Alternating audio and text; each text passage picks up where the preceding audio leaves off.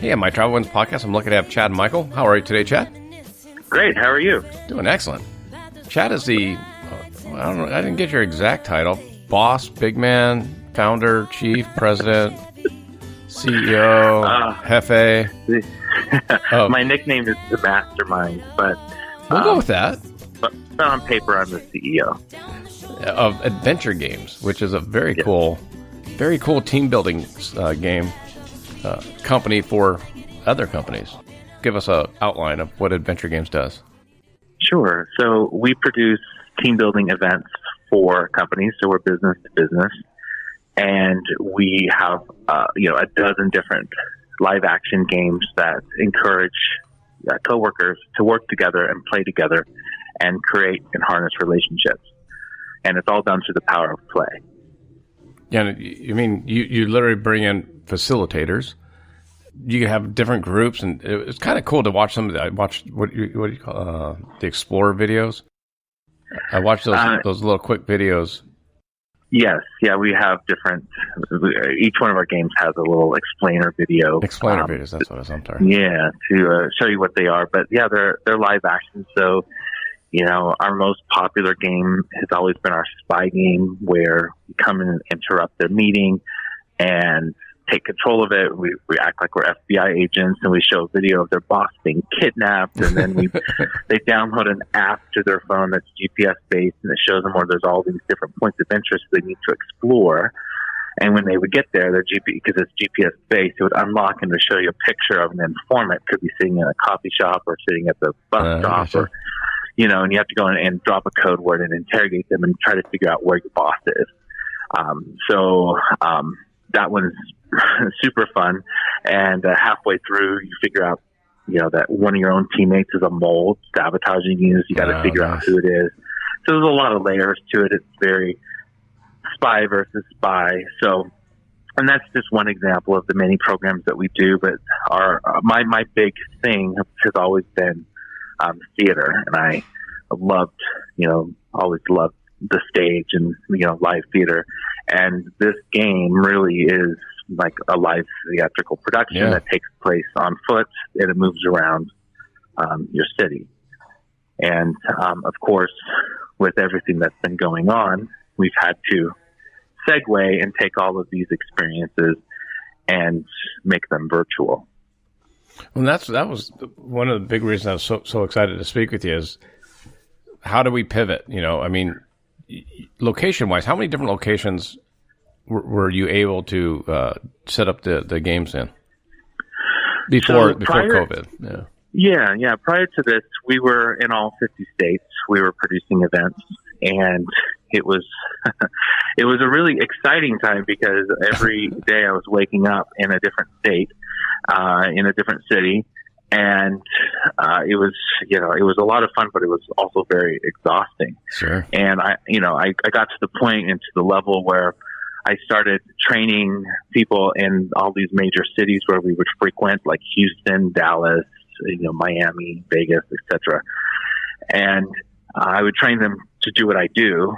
And so I didn't have to travel as much, but then we were always, stacked, where we would have multiple of these on the same days in different cities and different states. So it started becoming a bit of more of a production, just getting there and getting set up than what I initially had, kind of set out for when I started this company. But it was exciting because we were doing, so many programs and working with so many companies, and, it was nice to put smiles on a lot of people's faces. But then when the COVID thing happened, it was like one by one, our calendar started getting canceled. So like early March, we're starting to see the writing on the wall. We're like, okay. And, one company canceled because they're like, oh, we have people from China and they can't come over, so we're going to cancel. And then the next week it was like 2 or 3 more canceled. And then pretty soon everybody canceled. And I thought, okay, well, this will probably be a month. Couple weeks, we'll be back to normal. People will get over this pretty quickly. No. So a month into this, I was really enjoying my vacation because I had been going so hard for so long. And I finally had a moment to just breathe and start going back to the gym and, doing the things I've been neglecting. And one day I woke up and I'm like, this business, it's not coming back. And I can't just, let everything that I've worked so hard for the last 15 years just dry up. So I know we were still kind of reaching out to our clients, kind of getting a feel, and there was kind of this really gloomy atmosphere of when we would talk to our clients. They're almost like, I think everybody was just in a little bit of a shock and fear, and they didn't want to hear from us, of course. They're like, oh, we'll get back to you when we know what's going on, that type of thing. Yeah. And we decided we had a program that we'd already developed. It's called the Situation Room. And this is actually a product that I have patent pending on. Essentially what it is, it's a interactive film, and you interact with it with your cell phone. It's kind of similar to what Netflix is doing with some of their series where you can make choices for the actors. Yep.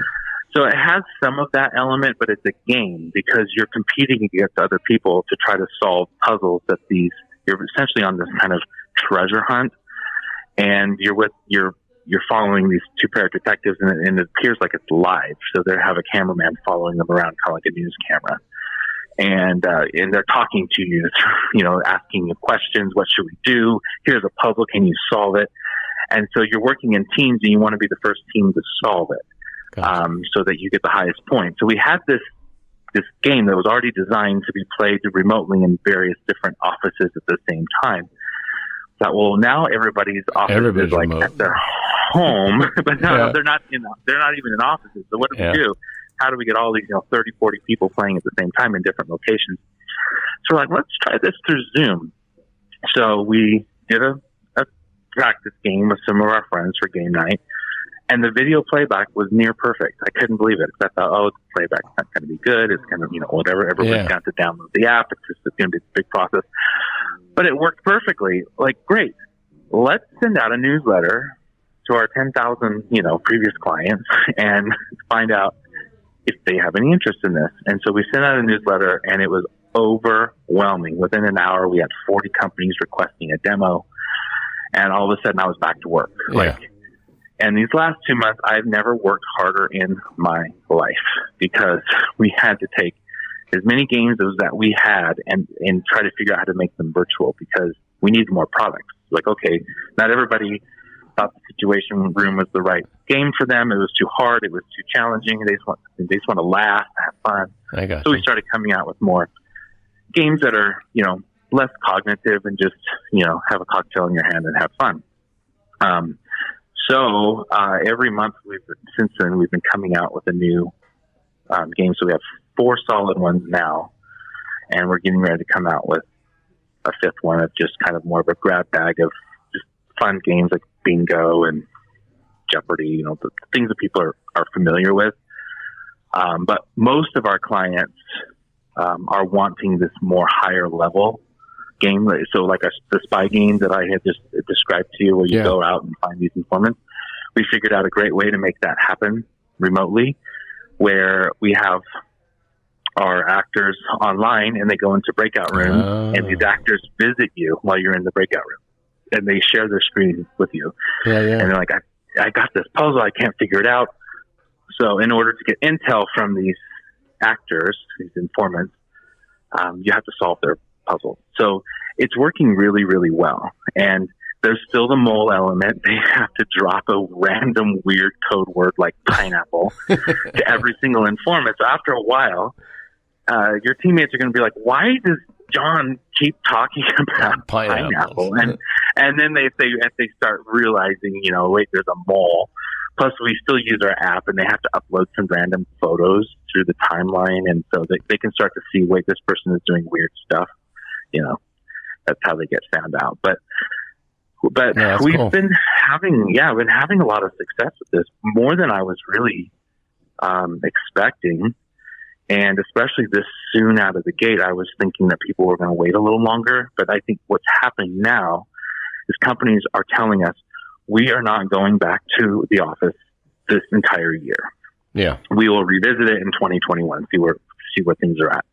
So now that everyone has accepted the fact that we're not going back to traveling and doing our, person-to-person events, we're not even going to our offices in our own towns.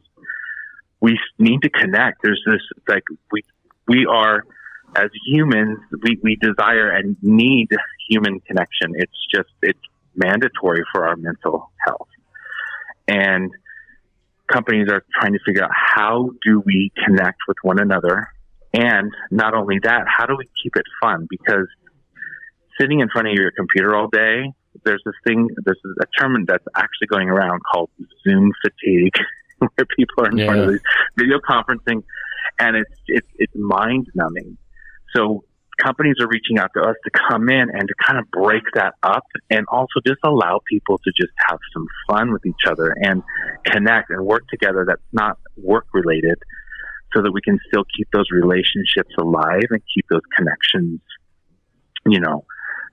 still there. So I feel really like happy and blessed that I'm in a position where I can, not only keep my company going, but be in a position to help people in this time, of need, when we really need connection. And I'm so grateful that there's all of these video conferencing softwares out there that we were able to use, because without that, what would we do? So I'm so glad things like Zoom and WebEx and Microsoft Teams and all of those are out there for our benefit right now. It's really helping. And I kind of wondering, now that we're getting used to this, when we are able to go back to normal, do we want to? Do we want to go back to the daily grind of, having to leave and go to an office every day when you can be just as effective working at home? So that's to be seen, but for right now, we're really enjoying the online thing, and companies are, the feedback we're getting is far superior than the feedback we were doing in in-live events, because I think, not that our in-live events are not as good, it's just the fact that they're not expecting the kind of connection that happens remotely when we do our games. They have, it's kind of uncharted waters, which is why we're doing demos every day. People sit on our demos and they go, "Oh, okay, I get it." Yeah. And then when they see how the connections are happening and these relationships are being built and managed, they're just beyond ecstatic. They weren't expecting that, and I wasn't expecting it either. I'm just as shocked that this is working. Well, but corporate morale is still needed. I mean, whether they're everyone's saying, my largest customer, most of the people are remote. The main people come in and they rotate. So some buyers come in on Mondays and Wednesdays to work in the office and get things done, and then the others come in on Tuesday and Thursday, and no one comes in on Friday. And so there's that camaraderie that they had is gone. So this would be a good way for them to build it back up. Yeah, I see this being more important now than ever to do these types of events, because we need to keep that morale. And when you're working by yourself, sitting in front of your computer all day, and a lot of parents are having to now homeschool their kids. And on top of all of this, it's just, it's really amazing to me how adaptable humans can be. And I think that's the one lesson that we're all going to learn from 2020 is how to become adaptable and how to work with the tools that are right in front of you. Because at any time, things can just be taken from you, and the way of life that we're used to can just be erased. I would have never thought that we would ever be in this position ever. Who would have thought this, right? Yeah. But, we've had to be adaptable. And I think, now more than ever, we need this type of connection. Even in my personal life, I find myself FaceTiming my cousins, which I used to never do that. My family, we try to call each other every day on a conference call. Where my friends from overseas, which I was planning on seeing this summer, but now we can't. We're connecting through video conference, and we're having drinks together.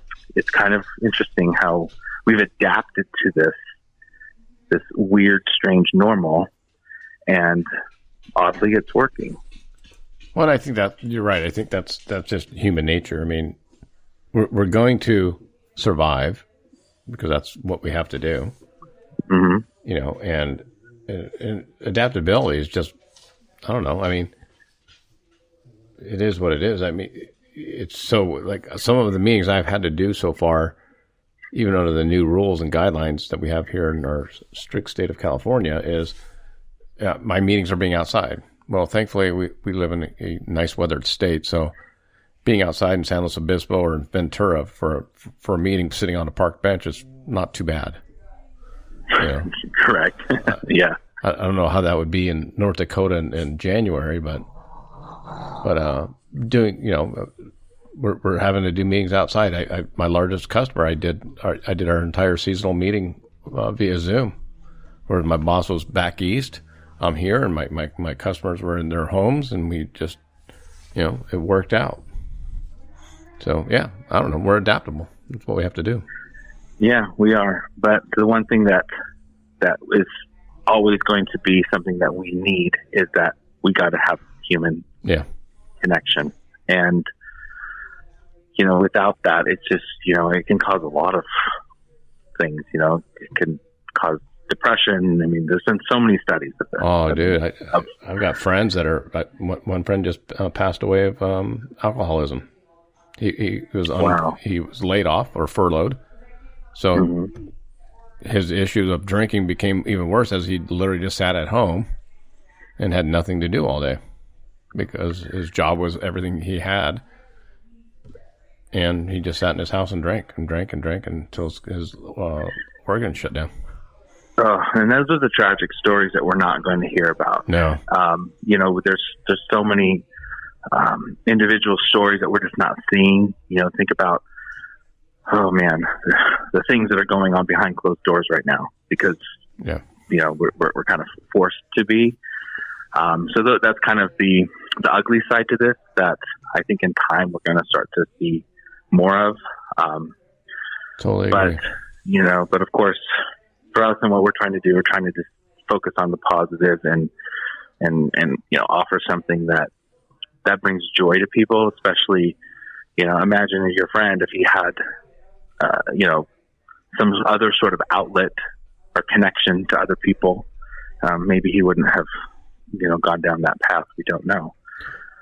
Yeah, never know. You know, and it's like we talked about before we start recording is you know, my podcast. It's like my day job is down about 30 to 35%. Just, you know, when stores aren't open to sell, I don't sell anything. But because I have something else, you know, I have my wife, my dog, my kids, and my podcast, I have other things to keep me going. Whereas I think if you know, if you don't have those connections with other people, it can get bad. Yeah, exactly. And, you know, I get asked a lot, you know, especially when people ask me what I do, and I do corporate team building. Of course, the biggest question is like, what's that? So I always have to describe what I do because it is very niche. But the next question people always ask me is, how did you get started doing this? And, you know, my answer is, you know, it all started with an idea, of course. And then you start to visualize how this can work. And then you just kind of do it. You just show up. It's pretty much the first step. You just need to show up. And all the tools that you need will just appear when you need them.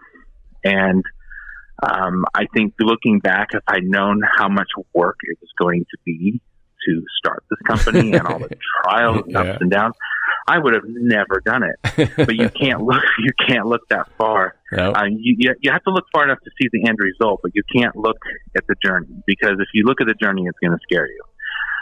But my biggest advice to people is that everything that you need is right at your fingertips. Yeah. You just literally have to be open to receive it, and the right person will show up. The right connection will happen. The right idea will happen. You may be down to your last dollar in your bank account, and then your mom's like, hey, we're sending you $100, or it could be you find something on the ground, or a client comes out of nowhere. I mean, this has happened to me so many times in my life that I've gotten to the point where you just have to really step out of fear. And I think that's the biggest thing that's happening right now is everybody is so caught up in fear that if we can just step out of that and just know that the resources that we need to get through whatever situation we're in are right at our fingertips, and just trust that and trust the creation process, boom, you're going to be fine. Yeah. But sadly, so many people just get stuck in this kind of fear mode, and that's when you start to spiral out of control. Well, I think too is for me, I'm in my almost mid 50s, and a lot of people are like, I knew nothing about podcasting, I knew nothing about editing, I knew nothing about website design, I knew nothing about publishing, marketing for a podcast. So people were like, well, why are you doing that? And I was like, well, there are so many avenues now to learn. Just turn on YouTube and you can figure out a whole bunch. So exactly. When I started my business, all my promo videos, I actually edited them together myself because I had learned how to do that. I was a broadcast journalism student and major and in college. And so I learned how to use Adobe Premiere. And that one skill has been so beneficial. And when I had to pivot and do all of these online games, of course, we were having zero sales. So I can't just justify spending all this money, hiring someone to do, edit new videos that show how they work remotely. So I did it myself. And there were some times where I'm like, oh, shoot, I can't remember how to get this certain effect to happen. Boom, go on YouTube. Yeah. And in 1.5 minutes, I was given the information that I needed to make this effect work. So, now more than ever is the time for like entrepreneurs to just rise to the top, because information is at your fingertips, literally. Literally, yeah. And you can create whatever you're passionate about. Somebody else is going to be passionate about it too, because you're passionate about it, and they're going to pay you for it. It's just how it works. Well, what's interesting too is I can't remember exactly who said it, but a lot of old people like myself, often say, "Oh, I can't learn that. I can't figure out apps. I can't figure out my phone, or I can't figure it." It's like, well, yeah, you can. It's like, yeah, you can. You can figure out anything. It's like, depending on how bad you want it. Your entire business changed in February, and you didn't even know it was going to happen. But yet your business is still around and still thriving. Yeah. I can imagine going back to January, February and telling yourself, hey, get ready. The world's going to shift for us. Well, it's interesting. I had this, I don't know, I almost had a premonition that something was coming, because I even said out loud to my team, we need to start producing remote programs. This was back like end of last year. And I was just so stressed all the time with all these like live action games that were going on all over the country, because it's just not getting a facilitator there. Each game requires 5 to 7 staff. So now we have to hire a local. Will they show up on time? Will they be presentable? If we haven't worked with them before, there was a lot of stress. And I thought, gosh, wouldn't life be so great if I could just do all this remote and just do kind of like do-it-yourself team building games? We just sell you a kit. That's kind of where my mind was going at the end of last year. And that's why I started creating the Situation Room and investing in that technology. Yeah. Because I kind of wanted to go there. So it's almost weird. It's strange how something cosmic was kind of preparing me for this.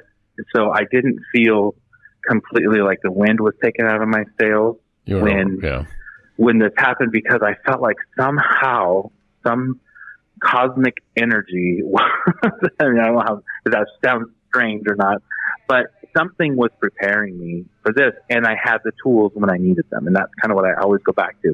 You'll have the tools when you need them. Yep. Well, yeah. That's why my wife says I don't win the lottery. Because I don't need it. This is why most people that win the lottery, though, they lose it. That's what she says, and she's like, "We don't need it. You have everything you need." I'm like, God damn. Yeah. But an extra 100 million wouldn't suck. Yeah, but do you need it? Let me tell you a story. This is a true story. about, oh man, this was 15, 16 years ago. It was before I started AdVenture Games.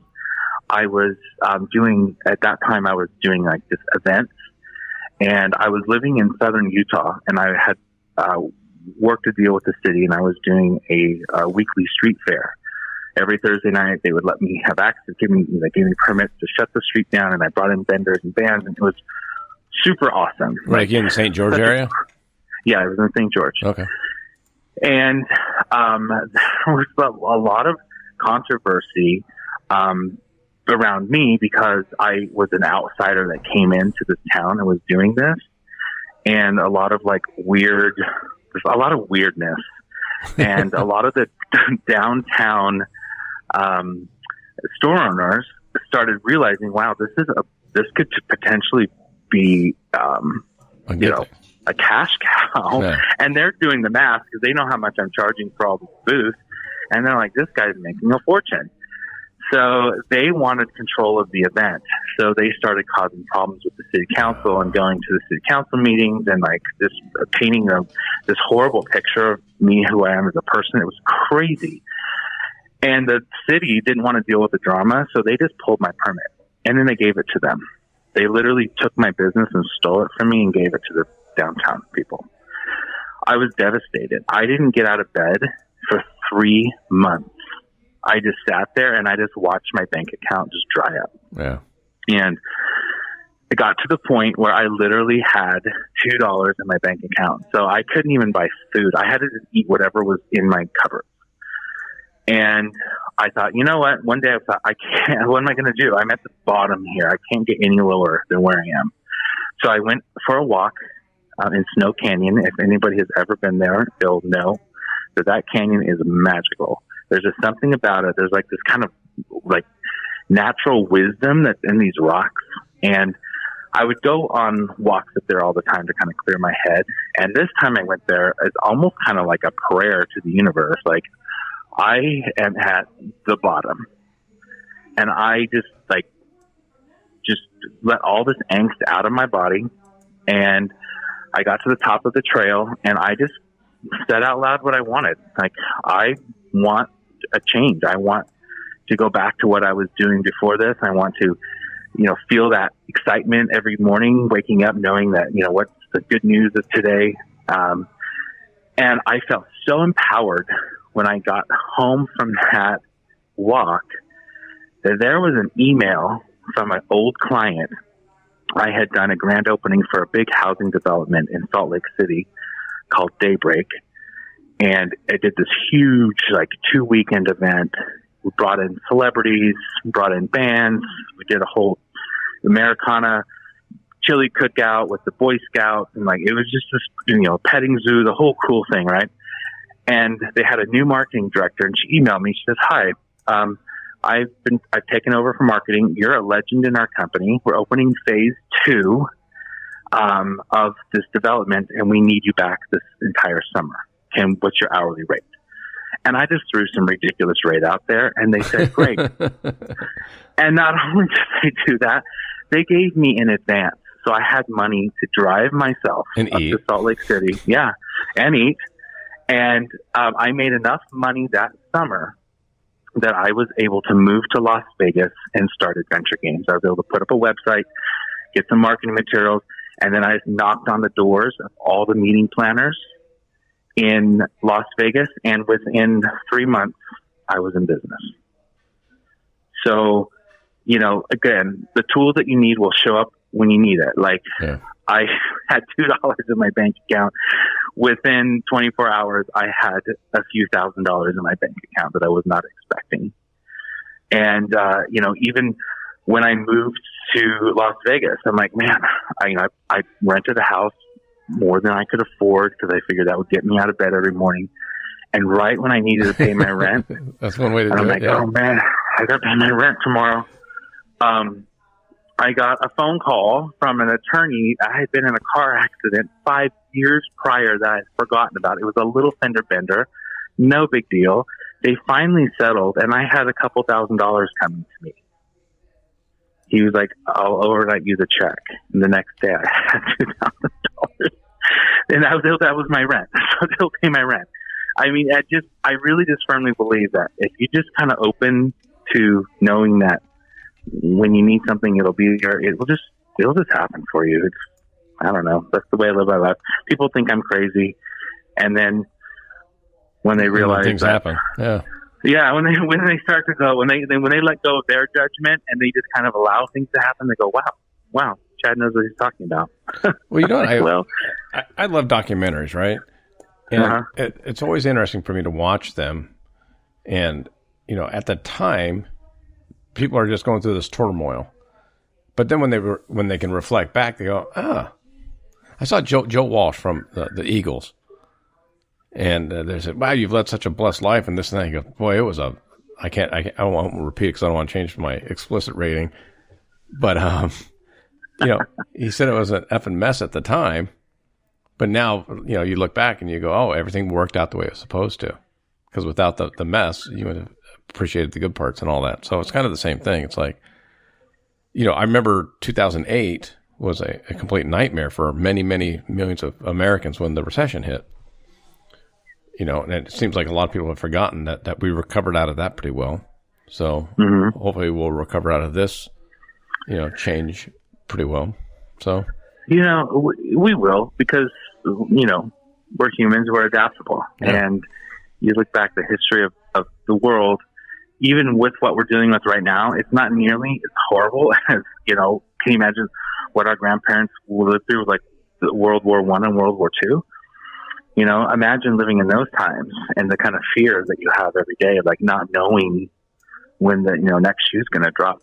And I think what we're dealing with now, I think we've just become so spoiled and entitled that everything is just, you know, ours for the taking, that this has really humbled a lot of people. Yeah. And I know it's humbled me because I realized, wow, everything can be taken from you in a blink. What are you going to do? How are you going to adapt? Are you going to drink yourself to death? Are you going to, you know, go look for new tools? Yeah. See, you know, that's exactly how I feel about it, because, you know, I don't, everyone's going to handle the stress differently, you know, and I mean, I got friends that have lost literally everything, you know, don't have a job, don't work, don't when they're going to work. My daughter's boyfriend just graduated from the University of Maryland, and he's been looking for 4 or 5 months now. Can't find a job.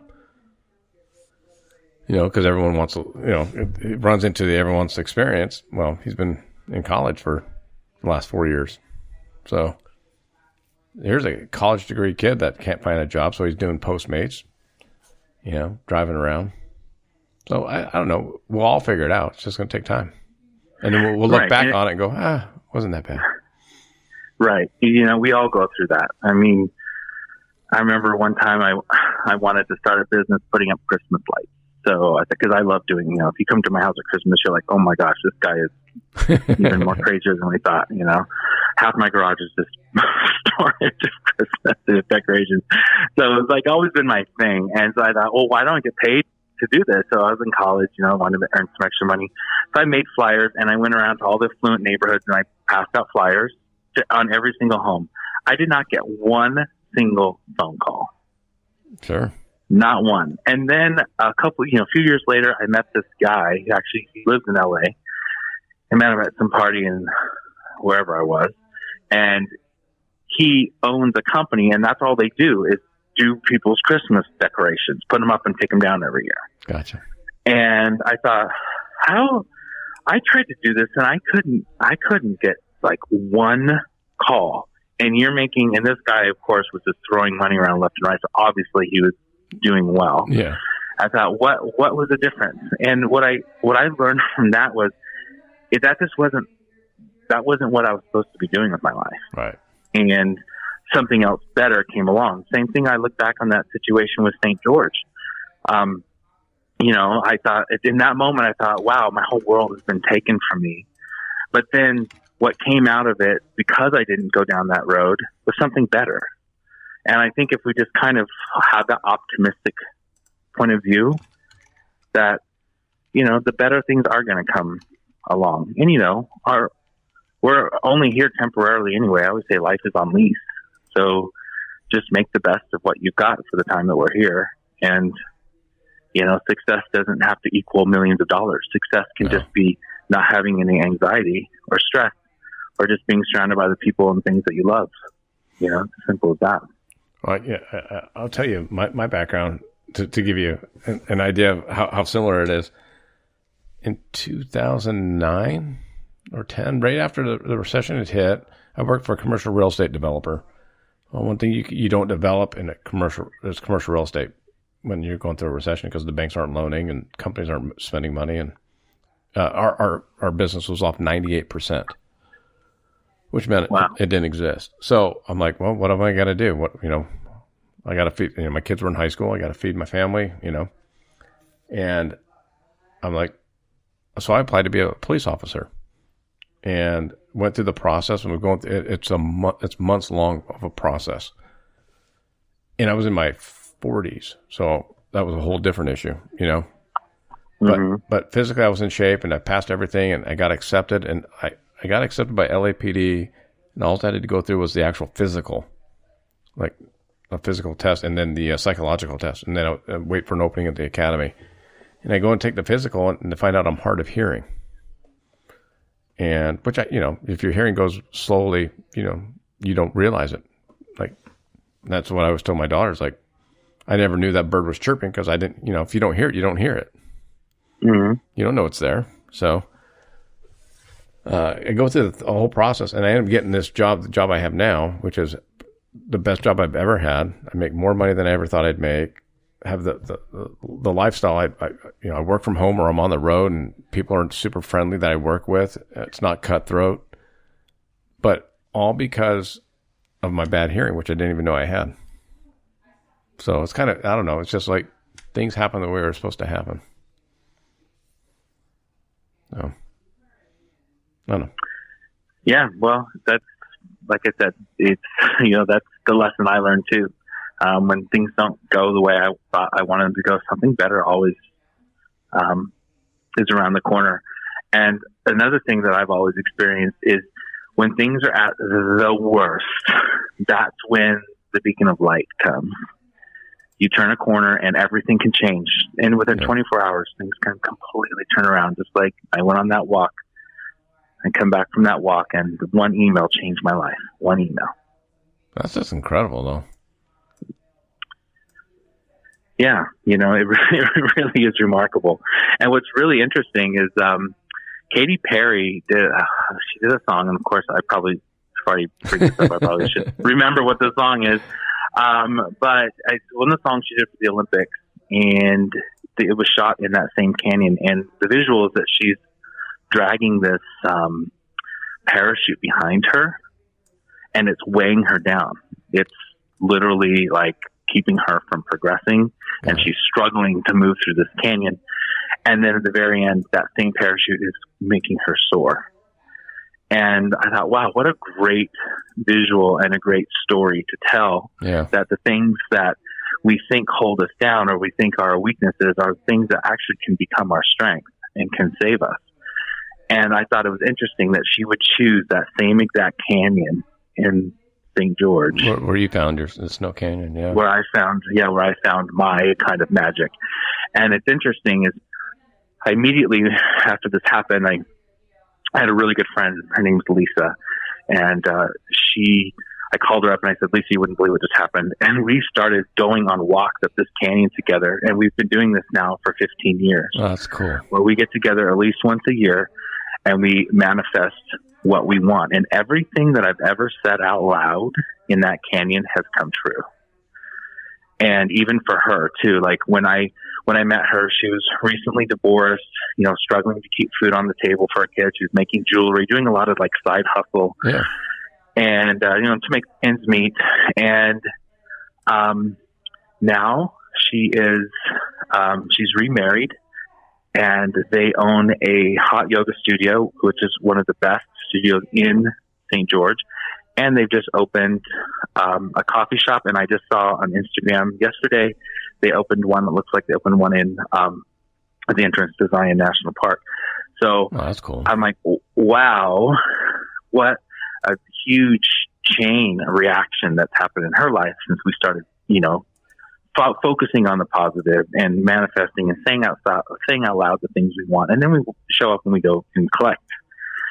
And that's what you have to do. You can dream all you want, but if you don't show up to collect, you're not going to get it. And it's been really fun to watch both of our lives have these great things happen to us because we decided that that's what we wanted. And then it just happened.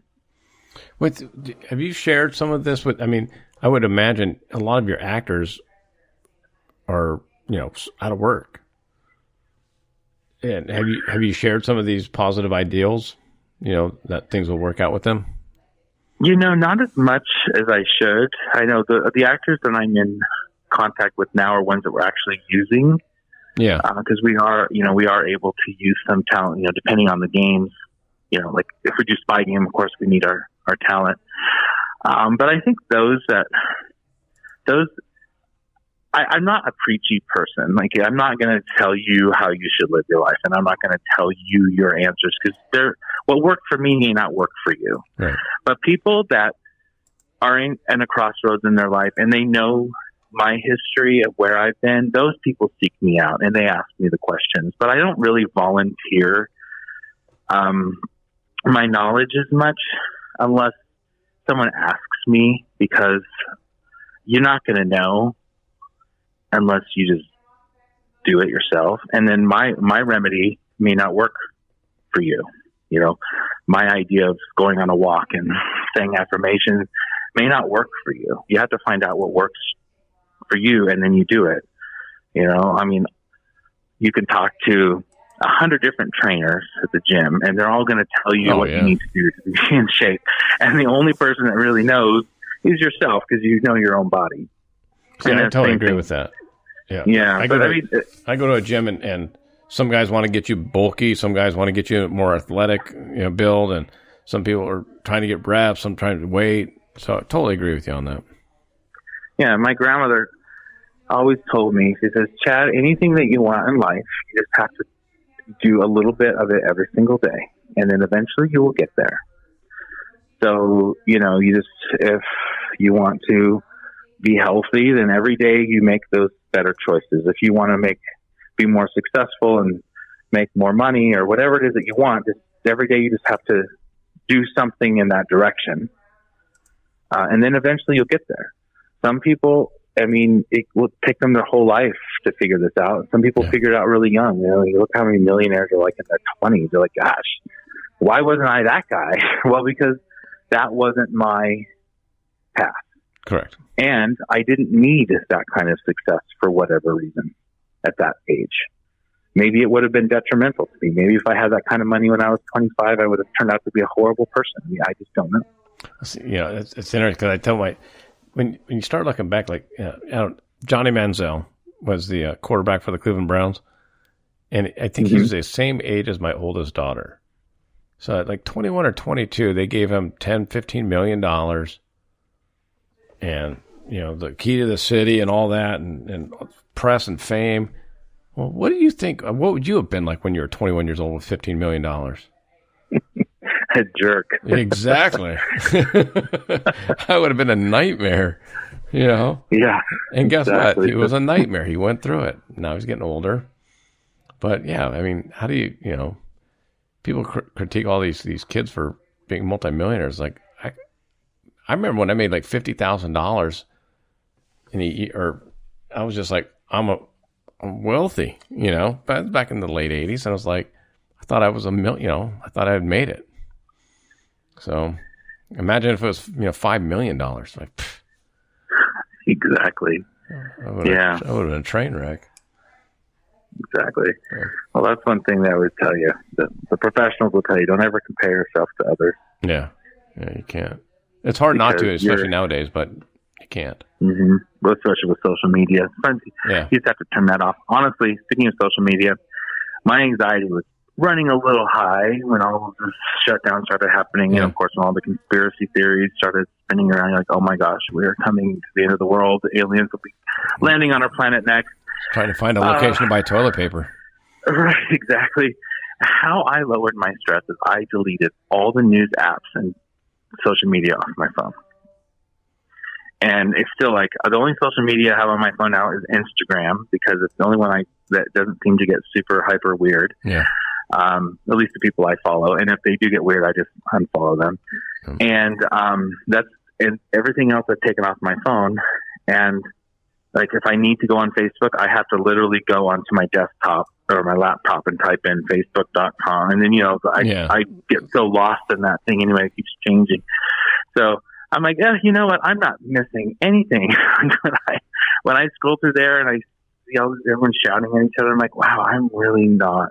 My life is so much more enriched not having, just, I figure something's important enough. My mom or friend is going to call me and say, hey, heads up. But other than that, no, it's really great to just not be clouded by that energy, because it affects you.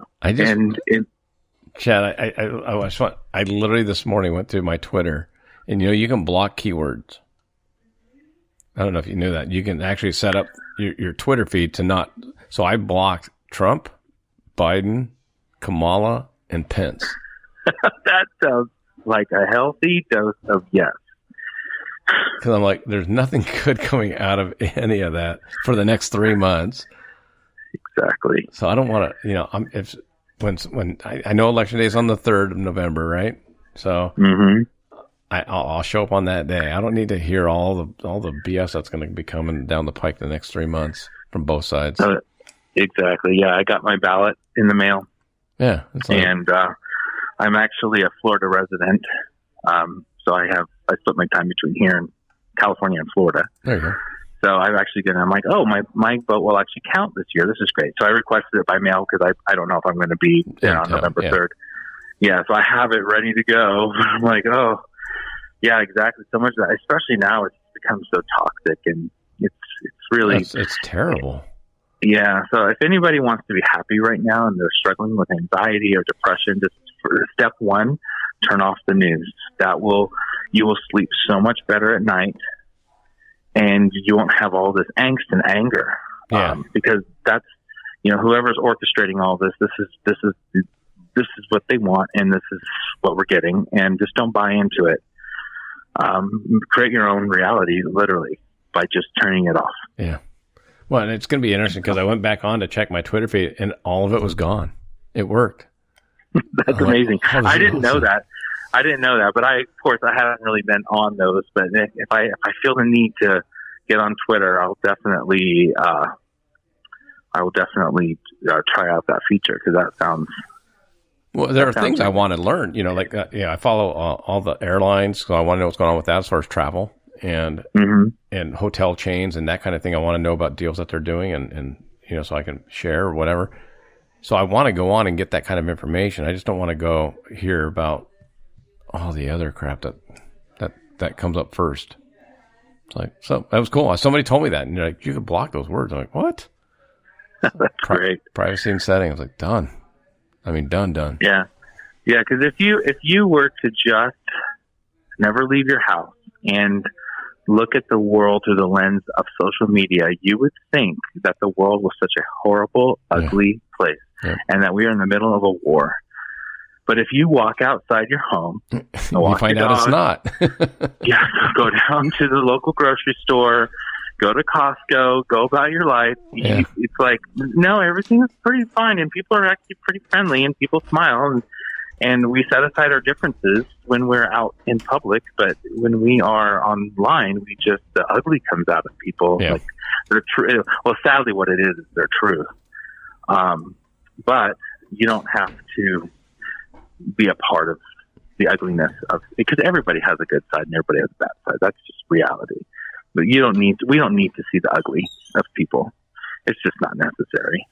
Yeah. Well, that's going to be the goal for the next 3 months.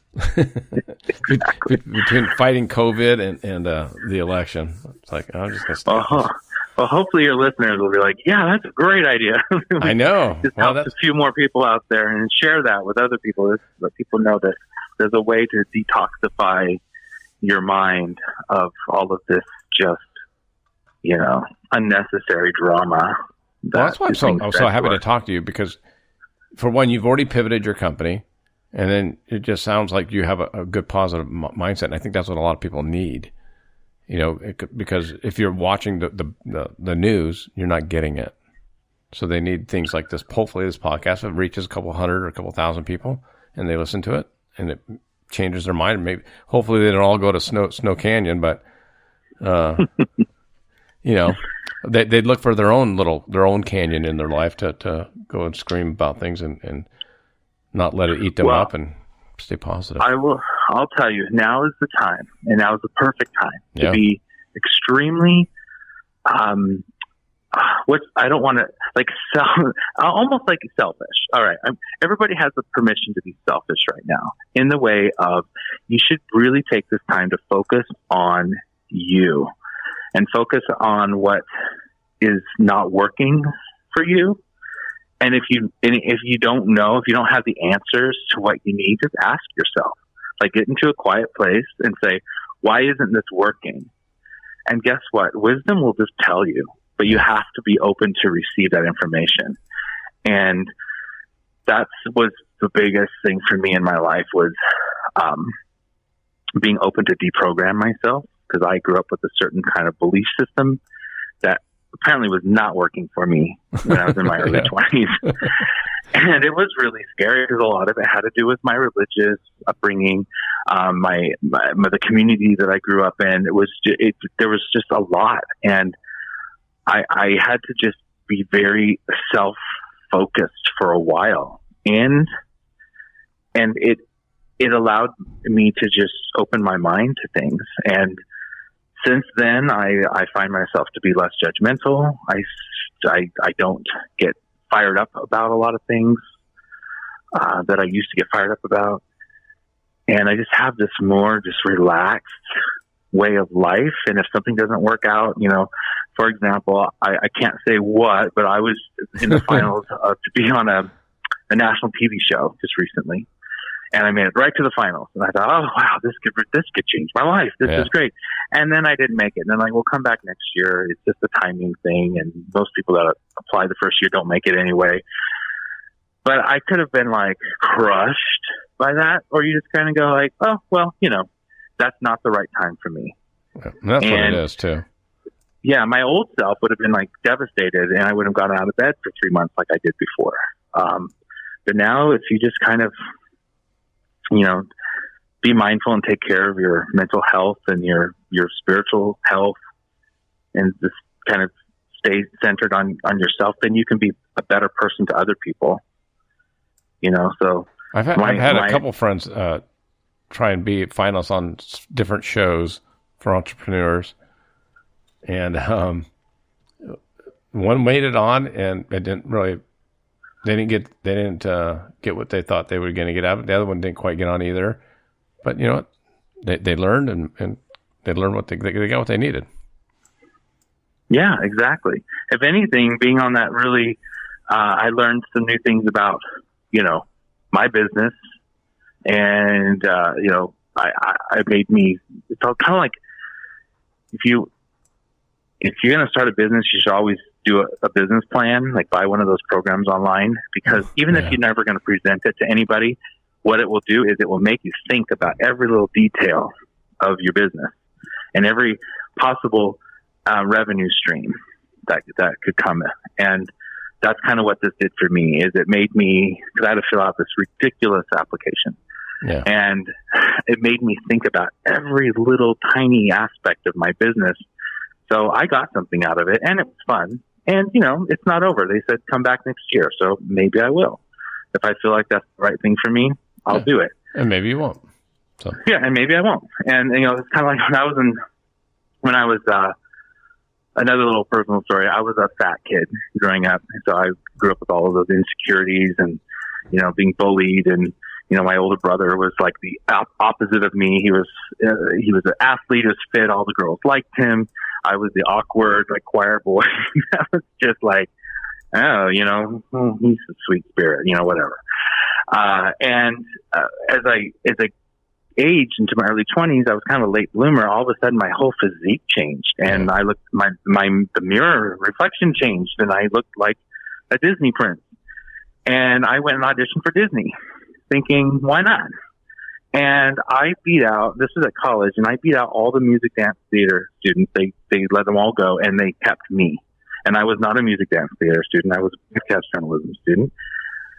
And they offered me a job right on the spot. Like, wow. You could play a number of our princes, and I have a really big vocal range. So, like, you could sing all of our male tracks. We want to offer you a contract. And I thought, wow, this is a dream come true, because I was the ugly fat kid, and now I'm a Disney prince. Yeah. It's like the ugly duckling, you know? And I said, yes, when? And they're like, you need to go to Florida next week. I'm like, well, I'm in the middle of my semester. Yeah, I can't do that. Well, rehearsals start next week, so do you want the job or not? And I had to turn it down. And that was one of those things where that was a dream come true for me. And they said, well, come back next year and, audition again. Yeah. Well, next year came around, and guess what? I didn't audition because my life had gone in a totally different direction. And as much as I would have loved to have that experience, to work for Disney and to be a performer at Disney, hindsight, everybody that I know that have worked for Disney was like, oh, Chad, you dodged the bullet, That's what I was going to tell you. To work for. But as a performer, they're like, it's kind of like that's not as glamorous as you think. And so, of course, I'm still a Disney fan. I have my, I'm a card holding member, to the parks. But I didn't have that experience. But I look at what came out of my life because of that. I decided to be an entrepreneur instead. And had I worked for Disney, maybe I would still be there, still singing and dancing. No, they would have gotten rid of you by now.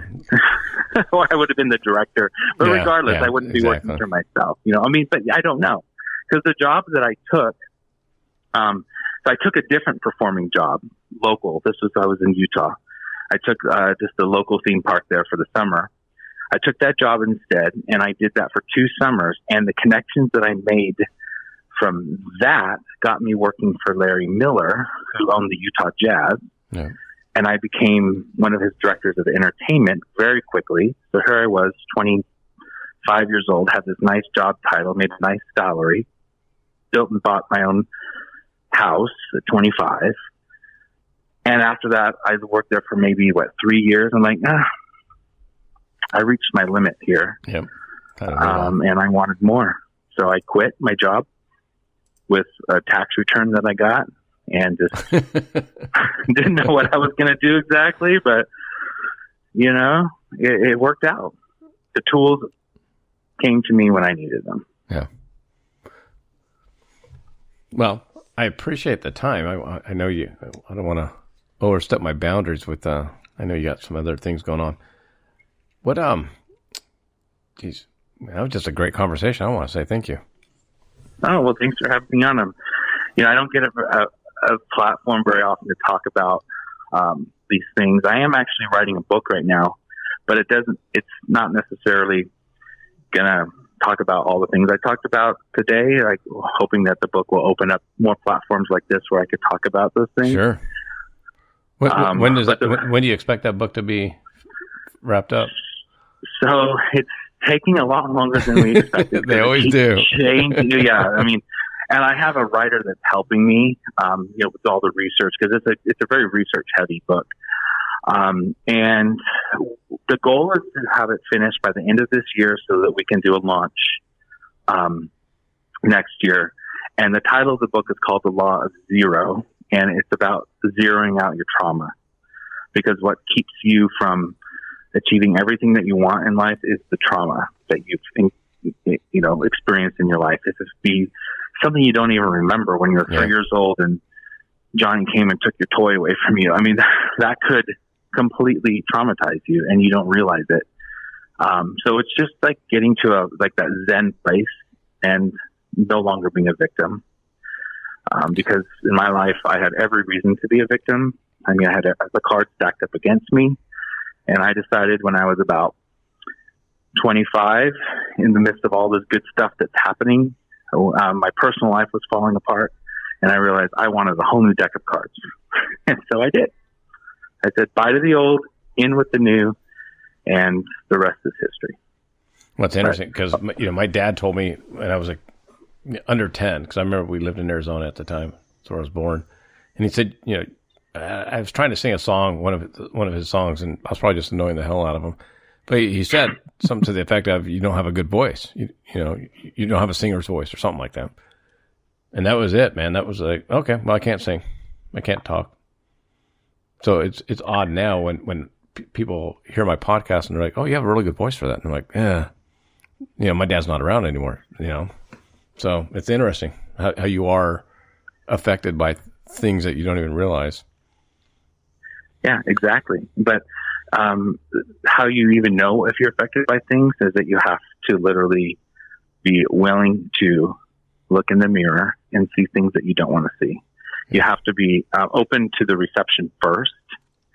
And then if you're open to it, which is kind of the whole premise of this book, and even in my preface of the book is like, if you're reading this book right now, it's because you are ready to take a look at yourself. Yep. And you're ready to take a look at your past and no longer carry these things forward, because it becomes generational. Trauma goes both directions. It goes into the future and it goes into the past. And, I look what's going on right now with a lot of the civil unrest that's happening. And I'm like, yeah, those feelings are valid, and they're valid for their ancestors that are not even here anymore. They feel it for them. It's generational. It's in our DNA. And if we can just learn to forgive and let that stuff go, your DNA will literally change. And you no longer have to be, bound to, these belief systems that have been programmed to you. And ask for a new deck of cards. And then magic happens. Well, I saw that that at 13 you met with Tony Robbins and did the firewalk and all that. Yeah. And I just watched his documentary probably 3 or 4 years ago. The one he had on Netflix where he was swearing a lot and it was blowing people away, that he used bad language. Mm-hmm. And he said something to a girl in that crowd that changed me, because he said that the dad of this girl had not treated her well. And he goes, man, you should call him up tonight and thank him. And she was like, what are you talking about? No, you need to call him up and say, I love you and thank you. Because if he hadn't treated you that way, you wouldn't have known how to be the way you are now. And I was like, oh, snap. 100%. Oh, 100%. Snap.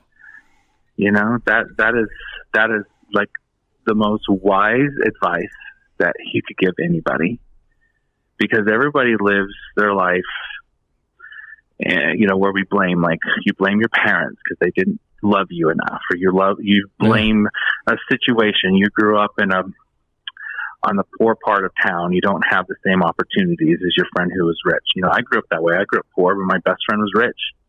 But guess what? The tides have changed, because now I'm, supporting myself with my own company, and he lives on welfare.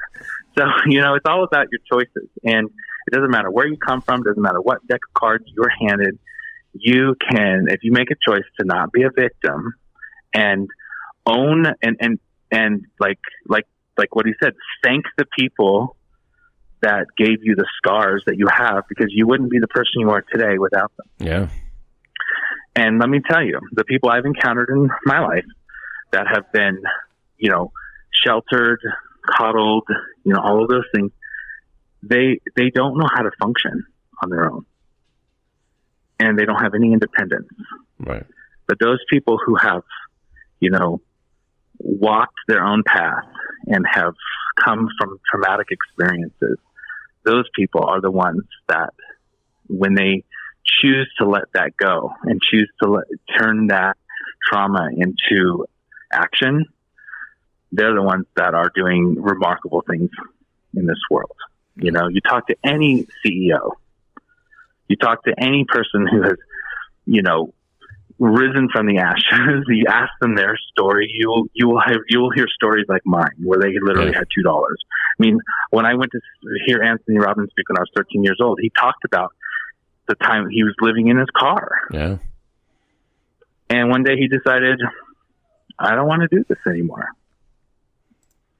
And then the tools just show up. He put himself in the right place.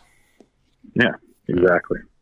So that's kind of my book is, can't wait. Is really, it's really based on forgiveness, because that really is the key to unlocking your trauma, is if you can just, forgive it. A good example is, imagine if I were to come over to your house with a big dumpster and just dump a bunch of trash on your lawn and then leave. And you're like calling me up, hey, Chad. What the hell? Are you going to come pick this up? Are you going to clean this up? I'm like, no, I gave it to you. It's your gift. It's yours. So I gave it to you. Yeah. And you're like, well, I didn't want to. What am I going to do with a bunch of trash? It smells. My neighbors are complaining. Well, I don't know. I gave it to you. So you could sit there and complain and call up all your friends. Like, can you believe what Chad did? He dropped off. You could file a lawsuit against me. You could do whatever you want, just to get justice for what I did. But it's not going to go away until you literally just go out there and pick it up and take it off your lawn, because it's now yours. So we never asked to be traumatized. We never asked for, these horrible things to happen to us. It seems so unfair. But once they happen to you, they're yours. You own it. And if you can take ownership of your trauma, then you can do something about it. So you own that trash that I dropped off on your front lawn. So go do something about it. Go hire a cleanup crew, or go out there with yourself and shovel it up and get rid of it. And then that puts you in a position of power, rather than, complaining and being victimized by it. You own it. So whatever happened to you in your life, if it be, you were abused as a child, or you were bullied, or you just didn't get loved enough, whatever it is you think is kind of the core of where your pain is. And if you just take ownership of that, and with Anthony Robbins said, thank them for doing, teaching you this valuable lesson, then you're going to be the one that comes out on top of all this. And the person like me dumping that trash on your yard, that doesn't, once I did it, I don't think about it. It doesn't affect me anymore, but it affected you. Yeah, absolutely. So only we are in control of our trauma. So that's what I'm writing about, because I had to do this in my life. Again, there are so many different roads to how you do this, and what worked for me isn't going to work for somebody else, but it can at least give somebody hope that there's a path for you that's designed specifically for you and your DNA to how you're going to get through this. But you have to forgive. That's the key. Well, maybe I can have you back on after the book comes out. Yeah, I would love to. That would be great. Awesome. So for now, how do people see what AdVenture Games has going on? What's the best? Sure. We have a website. It's AdVenture Games Inc., as in incorporated, AdventureGamesInc.com. And you can watch all of our videos and all the programs. If this is something, maybe you don't want to do something for your work, maybe something you want to do for your family that's spread out around the country or the world, we can, these are pretty price, cautious. They're not super expensive. We can set something up for you and your family. But most kind of cool.